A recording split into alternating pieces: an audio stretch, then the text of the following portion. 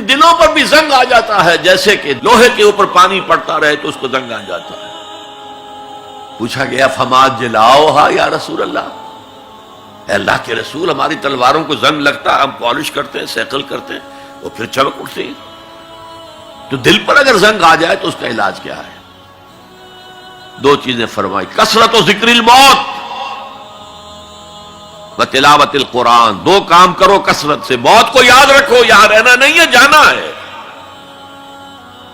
یہ ہمارا گھر نہیں ہے، یہ ہماری منزل نہیں ہے. ہمارا اصل گھر جو حضور نے فرمایا انما الدنیا خلقت لکم وانتم خلقتم للآخرہ، یہ دنیا تمہارے لیے بنائی گئی، تم آخرت کے لیے بنائے گئے ہو. اسی لیے حضور نے فرمایا کن فی الدنیا کانک غریب وعابر السبیل، دنیا میں ایسے رہو جیسے راہ چلتے مسافر ہو یا اجنبی ہو. اپنے بارے میں فرمایا مالی ولی دنیا، مجھے تمہاری دنیا سے کیا سروکار، انما مثلی کراکب استظل تحت شجرۃ ثم راح فترکھا، میری مثال اس مسافر کی سی ہے جو ذرا سستانے کے لیے کسی درخت کے سائے میں بیٹھتا ہے تھوڑی دیر. وہ اس کا گھر تو نہیں ہے، اس کی منزل نہیں ہے، پھر وہ اس کو چھوڑتا ہے، اپنا راستہ لیتا ہے. یہ اگر ہمارا تصور قائم ہو جائے، کلا انہا تذکرہ. اب اس کے بعد جو الفاظ آئے ہیں فی صحف مکرمۃ مرفوعۃ مطہرۃ بایدی سفرۃ کرام بررہ، یہ جو قرآن ہے، جو تذکرہ ہے، یہ بڑے ہی انتہائی پاکیزہ صحیفوں میں ہے. فی صحف مکرمۃ، بڑے باعزت، مرفوعۃ مطہرۃ، مرفوع بلند اور انتہائی پاک. بے ایدی سفرۃ، یہ کن کے ہاتھوں میں ہے؟ لکھنے والے وہ فرشتے. بے ایدی سفرۃ کرام بررہ، جو نہایت باعزت ہیں، بہت وفادار ہیں اللہ کے. یعنی اصل قرآن کہاں ہے؟ لوح محفوظ میں ہے. اصل قرآن کہاں ہے؟ ابھی اگلی جو پڑھیں گے ہم، کتاب مکنون، چھپی ہوئی کتاب کے اندر ہے. اصل قرآن کہاں ہے؟ وَإِنَّهَا لَفِي أُمِّ الْكِتَابِ لَدَيْنَا لَعَلِيٌّ عَظِيمٌ، یہ تو اس ام الکتاب میں جو ہمارے پاس ہے، بہت بلند ہے اور بہت عظمت والا ہے. یہ 6 آیتیں ہو گئی. اب آئیے 8 آیتیں جو آپ نے سنی، بہت خوبصورت قرات تھی ماشاءاللہ.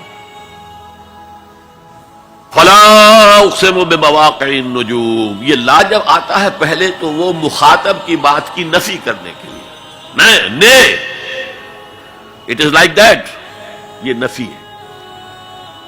لا اقسم بیوم القیامہ، تمہارے خیالات غلط ہیں، میں قیامت کی قسم کھاتا ہوں. تو فرمایا فلا اقسم بمواقع النجوم. وقع یقع کے کیا معنی ہے؟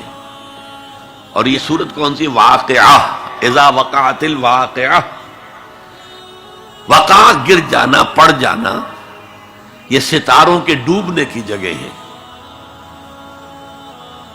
فلا اقسم بمواقع النجوم وانه لقسم لو تعلمون عظیم، اور اگر تم جانو تو یہ بہت بڑی قسم ہے جو ہم نے کھائی ہے. اس وقت کا انسان کیا سمجھتا کہ ستارے کہاں جاتے ہیں، کہاں غروب ہوتے ہیں، کہاں گرتے ہیں؟ آج ہمیں معلوم ہے. سورہ حامیم سجدہ میں جو کہا گیا ہے سنریہم آیاتنا فی الآفاق وفی انفسہم حتی یتبین لہم انہ الحق، ہم انہیں اپنی نشانیاں دکھائیں گے آفاق و انفس میں، یہاں تک کہ یہ بات واضح ہو جائے گی کہ قرآن حق ہے. آج ہمیں معلوم ہے خلا میں بلیک ہولز ہیں، اور یہ بلیک ہولز بڑے بڑے ستاروں کے پچکنے سے، پچک جانے سے پیدا ہوئے. اور جب وہ بڑے ستارے پچکتے ہیں، جو خلا پیدا ہوتا ہے، ویکوم، اس میں بڑی طاقت ہوتی ہے. اس کے پاس سے کوئی سیارہ، کوئی ستارہ گزر جائے اسے کھینچ لیتا ہے قبر کے اندر. یہ بلیک ہولز کا تصور. اسی لیے اللہ نے اس وقت کے لوگوں کے لیے کیا کہا؟ فلا اقسم بمواقع النجوم وانه لقسم لو تعلمون عظیم انه لقرآن کریم، یہ بہت باعزت قرآن ہے، فی کتاب مکنون، ایک چھپی ہوئی کتاب میں ہے، لا یمسہ الا المطہرون، اسے چھو ہی نہیں سکتے مگر انتہائی پاک ہستیاں۔ اس کے کیا معنی ہے؟ پہلی بات تو ہمیں معلوم ہو گئی، مراد فرشتے ہیں، بے ایدی سفرۃ کرام بررہ، اسی کی شرح ہو رہی ہے نا۔ اسی سے ایک فقہی مسئلہ نکالا گیا کہ بغیر وضو کے ہاتھ نہ لگاؤ،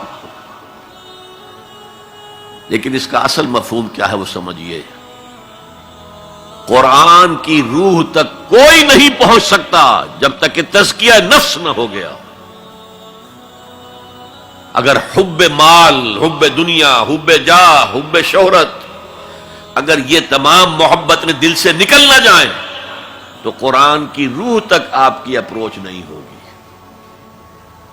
مولانا روم نے کہا ہے، اگرچہ ذرا میں سمجھتا ہوں کہ انہوں نے بہت سخت الفاظ استعمال کیے ہیں، ماز قرآن مغزہا برداشتے استخاں پیش سگا انداختے، ہم نے قرآن سے اس کا مغز لے لیا ہے، جو ایسنس ہے وہ کھینچ لیا ہے، ہڈی کا گودا جو ہے وہ ہم نے نکال لیا ہے، ہڈیاں ہم نے پھینک دی ہیں کتوں کے سامنے جو لڑ رہے ہیں۔ علم کلام کا مسئلہ ہے صفات حق حق سے جدا یا عین ذات، قرآن مخلوق ہے یا نہیں ہے، غیر مخلوق، اور بڑے بڑے ہو رہے ہیں اس کے اوپر، یہ کتے لڑ رہے ہیں ان ہڈیوں کے اوپر۔ ہم نے اس میں سے اصل شے نکال لی، وہ کیا ہے؟ اللہ کی محبت، اللہ کی معرفت، یہ ہے اصل شے۔ معاذ قرآن مغزہ برداشتے استخاں پیش سگا انداختے۔ تو جب تک انسان کا باطن پاک نہ ہو جائے وہ قرآن کے چھلکوں سے کھیلتا رہے گا، چاہے وہ کہنے کو مفسر ہو، قرآن کے باطن تک کبھی نہیں پہنچے گا۔